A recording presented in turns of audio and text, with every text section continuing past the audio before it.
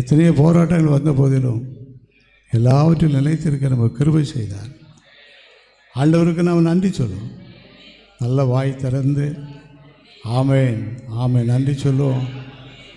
வாய் திறந்து ஆண்டவருக்கு நன்றி சொல்லுவோம். நன்றி சொல்லுவோம். நன்றி ஆண்டவரே, நன்றி ஆண்டவரே. ஆமேன் ஆமேன் ஆமேன். நிலையான ஒரு வாழ்வை எங்களுக்கு தந்திருக்கிறீர். ஸ்தோத்திரம் ஐயா. ஆண்டவரே, என்னை அழைத்திருக்கிறீர். ஸ்தோத்திரம். உங்களுடைய ஆசீர்வாதங்களை இதுவரை பெற்று அனுபவிக்க உதவி செய்தரே உங்களுக்கு ஸ்தோத்திரம்.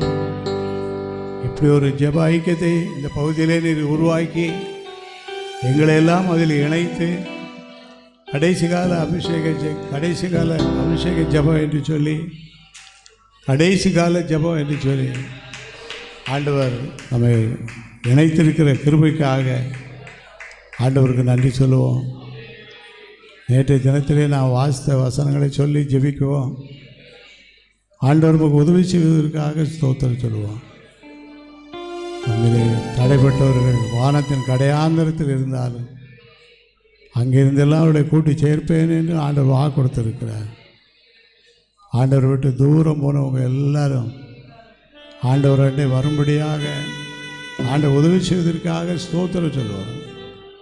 ஆண்டவர் விட்டு தூரமாக போனவங்க சீக்கிரம் வரும்படியாக